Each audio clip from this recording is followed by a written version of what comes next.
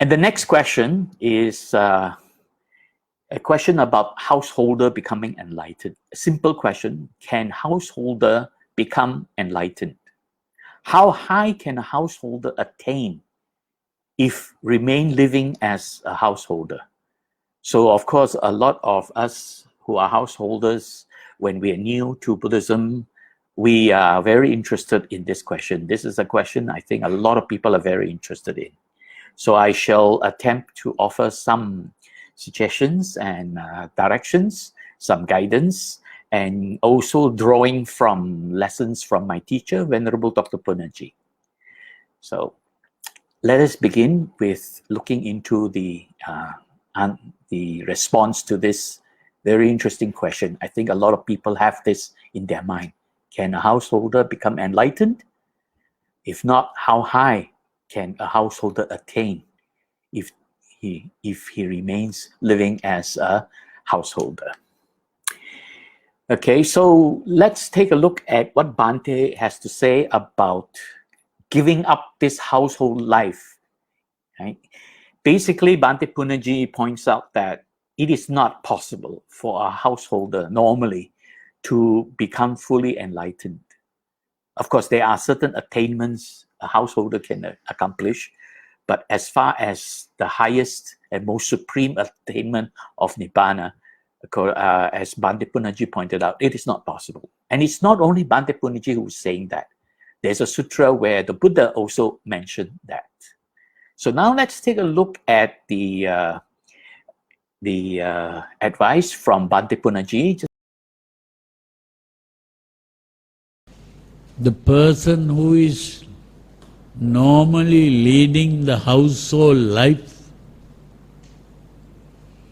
that is the common way of living today,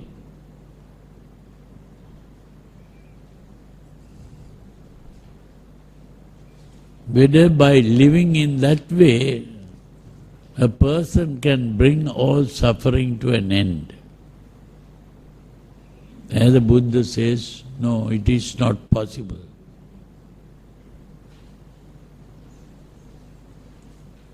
To gain freedom from suffering,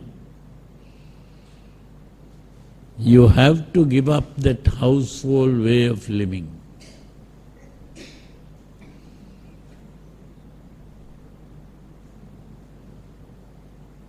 But everyone cannot do that. This is why it is a gradual process of evolution of the human being.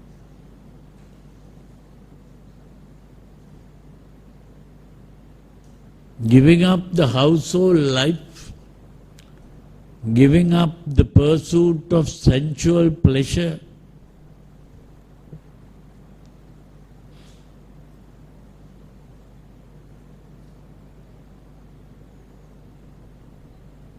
is a necessary step in awakening from the dream of existence. Because the normal household life is all being in the dream of existence.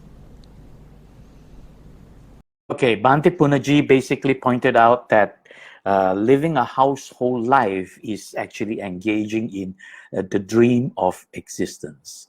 What he really meant by that is that we go through life in the householder life, where we are exposed to a lot of things that keep reminding us of existence. And that's why he pointed out this is like a dream of existence. And all this reminder continue to bond us or tie us down into the mindset of existence. And as long as that remains in our mind, we will never be enlightened, right? We will be reborn life after life, and that is called samsara, because we are tied down and bonded to this continuous cycle of rebirth. And so that is one of the items. So let me open up the screen. Sorry about that. Okay. Now, in this sutra, the Tevijja Gota Sutra, where the Buddha was giving advice to Vachagota, Vachagota asked Buddha one question here. It says, Master Gotama, is there any householder who, without abandoning the fetter of householdership, on the dissolution of the body, has made an end of suffering? Okay. So for those who are new to this kind of wordings, I'll just explain, right? Householder, of course, is referring to people like us who are not living the life of a monk or a nun. We have not renounced from this conventional world. So we are continuously living with our family and engaging in interactions with friends and social network, businesses, and so on. Abandoning the fetter of householdership. So the Buddha pointed out that there are these 10 fetters. Fetters are basically bonds, things that bond us to existence. So there are these 10 bonds, right, that tie us down, and therefore, as long as we are living the life of a householder, then we are continuously exposed and experiencing these bonds. We have to learn to abandon them. But as long as we are householder, we are not able to abandon them. Therefore, it would not be possible to become enlightened. And then the next part that says, on the dissolution of the body. And this is a very common phrase you will find throughout many sutras. This is just the Buddha's way of explaining when you die, basically. Of course, there is no you, there is no me. So when the person, the life of that person comes to an end. That's why it says dissolution of the body. This is basically the life in the body ceases, right? And on dissolution of the body has made an end of suffering. So end of suffering basically refers to the complete cessation of all suffering. And that is when a person has attained the arahantship. That person has become fully enlightened. Then that person has completely ended or put an end to all suffering. So here the question, Master Gotama, is there any householder who, without abandoning the fetter of householdership, on the dissolution of the body has made an end of suffering? So Vachakota was basically asking, if a householder does not give up the life of a householdership, can that person, when he dies, become an arahant? So the Buddha's answer is very simple and straightforward. He says, Vacha, there is no householder who, without abandoning the fetter of householdership, on the dissolution of the body, has made an end of suffering. In other words, the Buddha confirmed that there has never been anyone who continues to live the life of a householder and becomes enlightened. This is what the Buddha has pointed out. Now, some of us may have read in some sutras and commentaries that there are people who are not monks and nuns who might have become enlightened. Now, be aware that those are cases of very unique individuals. Some of them actually were from another faith, so they have renounced householdership. Just that they may not have become monks and nuns under the Buddha, so they have not yet become the Buddha's disciple, but they could become enlightened, right? So they could become enlightened because they have already abandoned householdership through their other faith. They could be coming from other religion like Jain, and they could also be ascetic, and ascetic has already abandoned householdership. So it is possible that an ascetic who is not a direct disciple of the Buddha may have heard the discourses of the Buddha and become enlightened. There are many such cases where people become enlightened as ascetic before they then went to the Buddha and paid basically became disciples of the Buddha. So there are a number of such cases explained in the commentary and in the Dhammapada. Right? So basically, that's what the Buddha has confirmed, that if you continue to live the life of a householder, you will not become enlightened. He basically pointed out there is no such a thing that has ever happened before.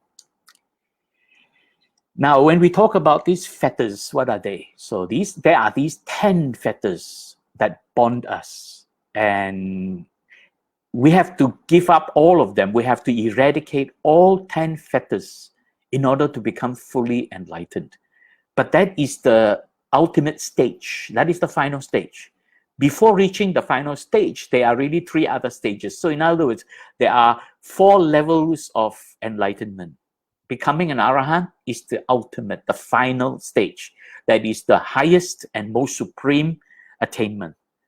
But lesser than that, there is the attainment of the non-returner, the sakadagami. Lesser than that, there is the attainment of the once returner. Sorry, I beg your pardon. The attainment of the non-returner is anagami. And then lesser than that is the attainment of once returner, the sakadagami. And then lesser than that is the attainment of one who within 7 lives as a human can become enlightened, and that is the sotapan, right? So there are the 4 levels. So let's take a look at these 4 stages of enlightenment and how these 10 fetters correspond to the stage of attainment. So if we were to look at these 10, the important ones to focus on is the first 3, basically. Personality perspective, sakkaya ditthi. Then vicikicca, which is often translated as doubt, skeptical doubt. But Bhante Punnaji has pointed out very clearly that it is actually cognitive dissonance, not skeptical doubt. And cognitive dissonance is actually a very precise explanation of the meaning of vicikicca. In fact, it's one of the most precise English terms that exactly explains a Pali word beautifully, because there are very few English words that can easily explain a Pali word, and a complex Pali word like vicikicca. But this is one phrase that explains that. And then, of course, the third one is silabbata paramasa. Then basically, this is someone who is, this is translated as attachment to rites and rituals. But Bhante Punnaji pointed out heteronomous morality. Heteronomous meaning connected with external things. That means you engage in very moral behavior because of external influence. You see other people do it and you follow them. And someone tells you this is what you should do, and you just do it because you were told. So that's why Bhante called that heteronomous morality.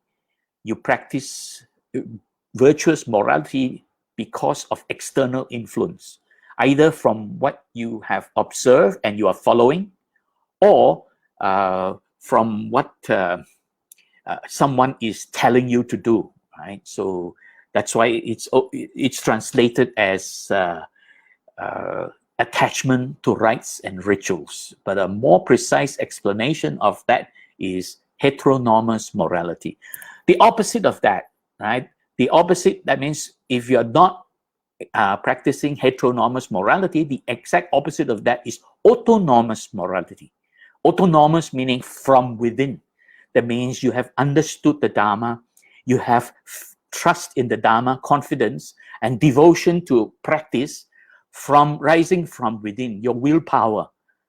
Then you are not practicing heteronomous morality.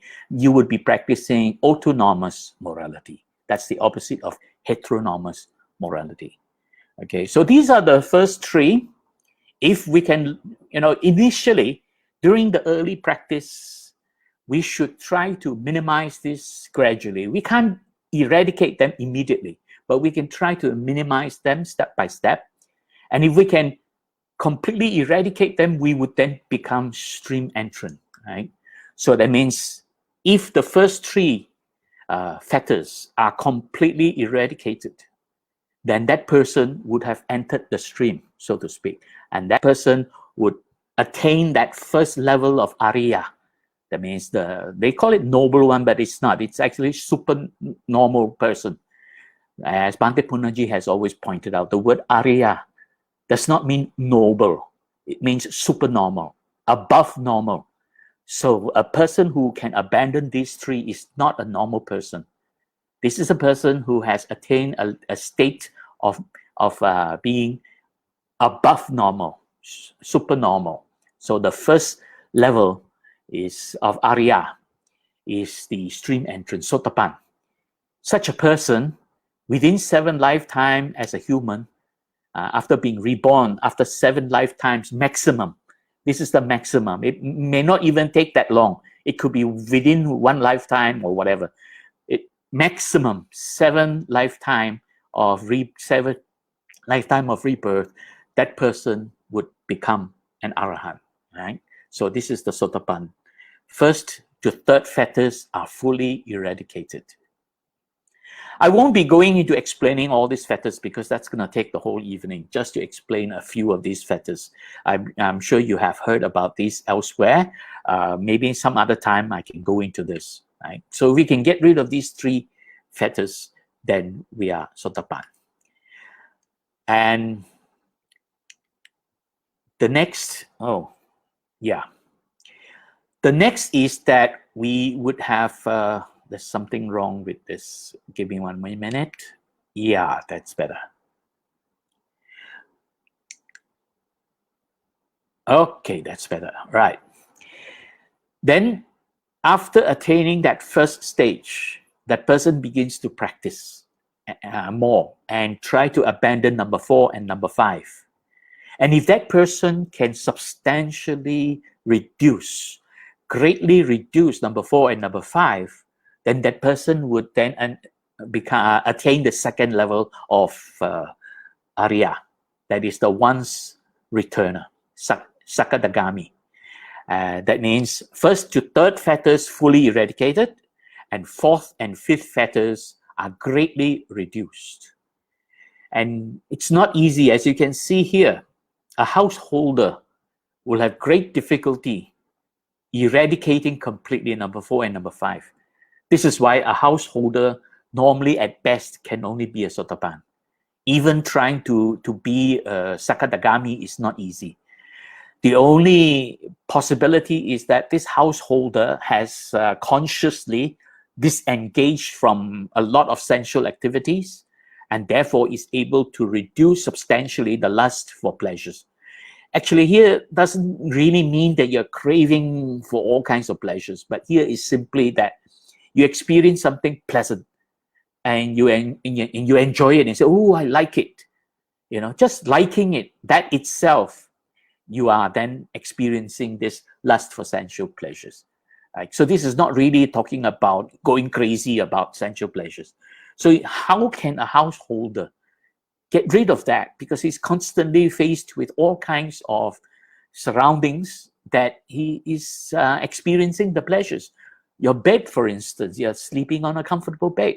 But of course, there are very seriously practicing Buddhists who may not have renounced and decided to live very simple life. There are even lay people who are living in the forest. But they are not engaging in householder life. That's the point, you see. People who go into the forest to live, to get away from these exposures, they are not living a householder life anymore. So in other words, if you're still living at home with your family and friends and you have social activity, then it's almost very, very difficult to substantially reduce that, let alone eliminate it. But it is possible that there are some people who restrain themselves so well that they could bring number 4 and number 5, reduce it substantially. So it is still possible for a householder, but with very stern self-discipline, can still accomplish this second level of Sakadagami, once returner. Then such a person would keep practicing to try to completely eradicate number 4 and number 5. So such a person who has completely eradicated all 5, right, that would be the anagami. That is, number 1 to number 5 fetters are fully eradicated. And a householder basically cannot do this because of number 4 and number 5. The householder will continuously be exposed, right, to number 4, number 5. Whereas a person who decides to leave the family life and go to the forest or break away from urban life, right, go into retreat, then it is possible. But such a person is no longer living a householder life, right? So therefore, if you're able to eradicate the 5 completely, you would have attained the 3rd stage of Arya, supernormal stage. That is the anagami. And finally, such a person would continue to practice and eliminate number 6 to number 10. And that is very hard. That means that jump from anagami to arahantship, that jump is very severe because it would require a person to completely eradicate all 10 fetters. And that such a person would then become the arahant, the breaker of bonds. All 10 fetters fully eradicated. So this is how it works. So I hope that answers the question about how far can a householder accomplish, right? At best, sotapan. And if he reduces substantially whatever and has very strong self-discipline, then he could become sakadagami, but certainly not further than that. Unless, of course, he leaves home and then he's no longer a householder. Okay, then this Vajragota has more questions to the Buddha about this. And Vajragota then asks, is there any householder who, without abandoning the fetters of householdership on the dissolution of the body, has gone to heaven? This is interesting. It's a person who has practiced virtuous morality to a very high level and perfected his behavior to the point that he basically can do no wrong. And if that person does not attain arahantship, that person can be reborn in a higher realm, right? In basically reborn in the heavens. So the question here is not from earth go to heaven. It is when the person dies, will be reborn in heavenly realms. So that's really what this question means. When a person dies, that is on the dissolution of the body, that person is then reborn in the higher realm, the Deva realms. Right? And the Buddha said, the Buddha said they're numerous. So the answer here, Vacha, there are not only 100 or 2 or 3 or 4 or 500, but far more householders who, without abandoning the fetter of householdership on the dissolution of the body, has gone to heaven. So in other words, it is possible to be reborn in the higher realms if a person could perfect his virtuous morality. That means he's so self-disciplined that he is a very virtuous person who basically can do no wrong, right? So that is the answer of the Buddha. So in other words, if you cannot become enlightened, you can still be reborn in the higher realm. As a householder, it is possible. Now, Ajivika or Ajivaka, this is another group of practitioners during the time of the Buddha. They're not really practitioners. They are people who pretend to be monks. They dress up like the monks. They make themselves look like they are like ascetics. In front of people, they show as though they are refraining from everything. But basically, they sit around waiting for... They do that so that they can get free food. Because they know that monks and ascetics, people who have basically abandoned householder life, they don't cook their own meals. Then other people, the average householder, would offer alms food to those people. So the Ajivaka are people who pretend to be like that and try to get free food, right? according to this, it says the householder can go to heaven. But in the case of the Ajivaka, he cannot go to heaven. Why is that? Because the Ajivakas were not practicing the good karma. That is the reason. The behavior of the Ajivakas were not really good behavior. If they behaved in the good way, then they can go to heaven.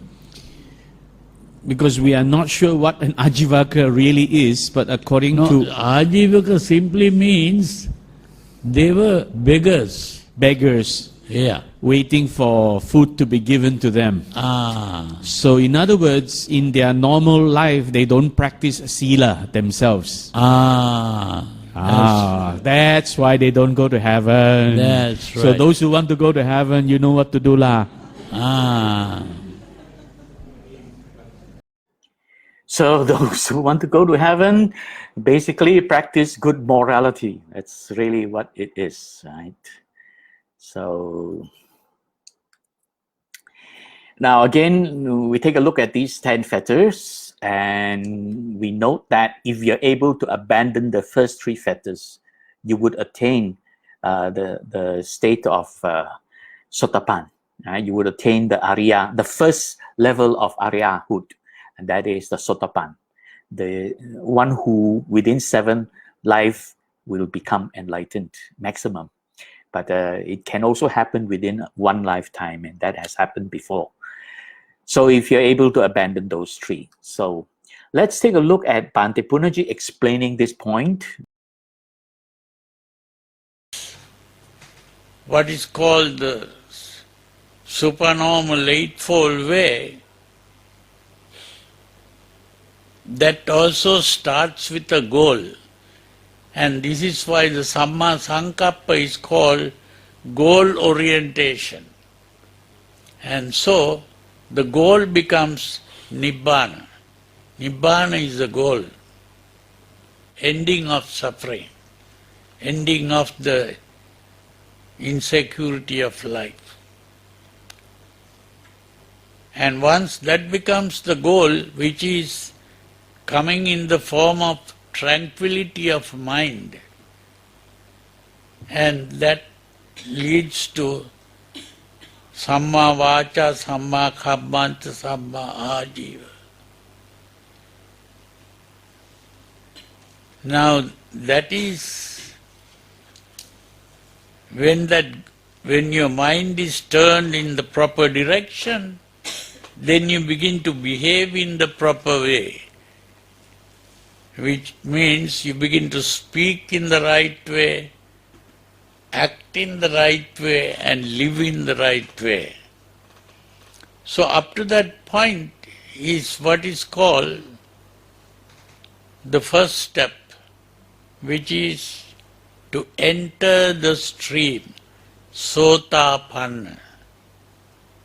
So a Sotapanna, one who has entered the stream, is a person who has come down the path in 5 steps. Samma Ditti, Samma Sankappa, Samma Vacha, Samma Kammanta, Samma Ajiva. Up to that point is the 5 steps. And that is also seen as breaking 3 fetters. Sakkaditti, Vichikicca and Silabbata Paramasa.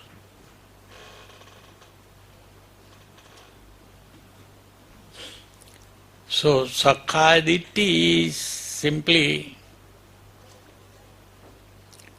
to personalize Yeah, I call it the personality perspective.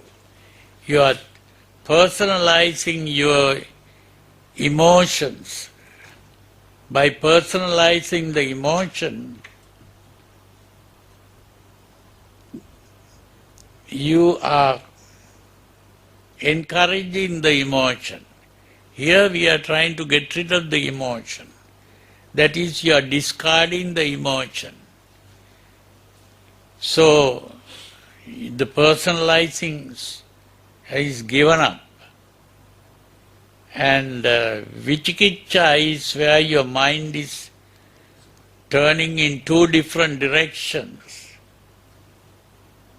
Now you have given up going after sensual pleasures and emotions. So,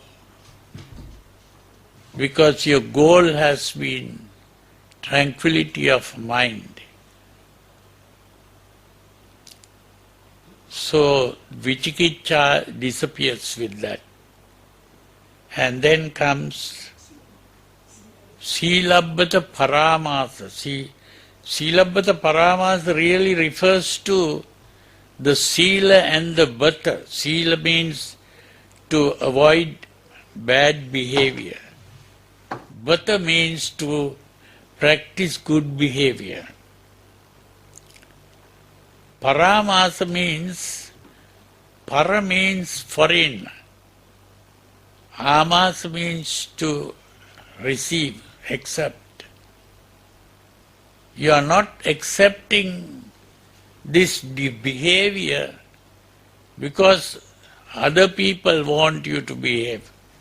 You are behaving because you want to behave. Because not to satisfy other people. So, that is not Silabbata Paramasa. So it's very important to understand that this is called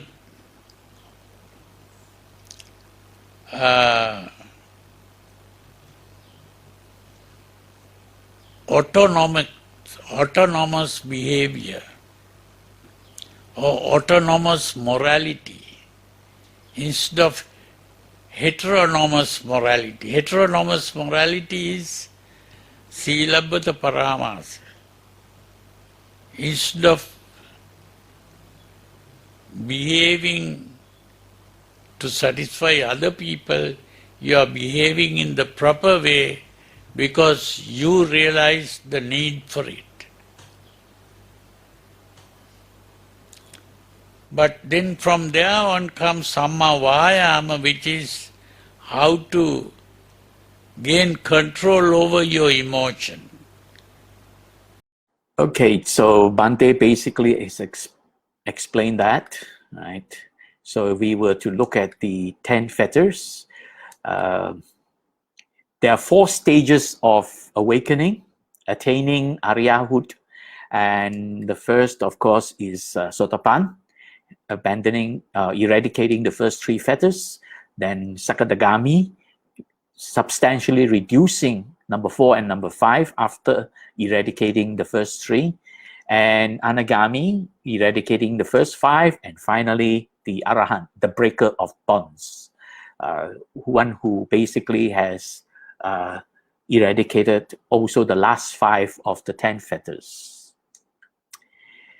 So Bante Punaji was pointing out that for the householder, we can practice the first 2 parts, and the first is in the yellow boxes, that is Samaditi and Samasankappa, which is right view and right intentions. Or Samasankappa sometimes is translated as right thought. That means wanting to do something. But Bante calls it harmonious perspective for right view. For Samaditi, it is harmonious perspective. That means you have a very clear perspective of what reality is, the realities of life. Anicca, dukkha, anatta. And you understand that adequately. So then you have harmonious perspective. Then harmonious orientation is when you want to accomplish it. You want to do it. You have a goal in mind. You want to cultivate and develop yourself further through the practice of Dharma. And when you want that, then you go into the practice of Sila. And that would be harmonious speech, harmonious action, and harmonious lifestyle. Right? And basically, Bhante pointed out, if you can practice this very well, right, up to the state of near perfection, basically, you could become a Sotapan. So a Sotapan is possible. A person can attain Sotapan without really accomplishing very much in meditation.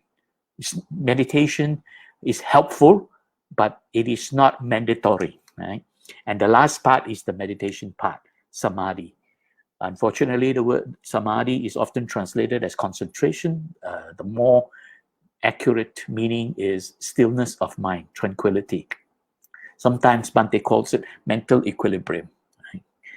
So that's basically, in a nutshell, what it's all about. You can attain Sotapan by practicing the first 5 of the Eightfold Way and perfecting your practice. It's not just practicing it, but perfecting your practice. Now, one of the ways to perfect the practice of Sila is to practice metta. And metta belongs to a group of 4 divine dwellings called the Brahma Vihara. I will actually talk about this in response to the next question, because the next question is talking about metta. So I will explain this further in connection with awakening, stages of awakening, when I respond to the next question.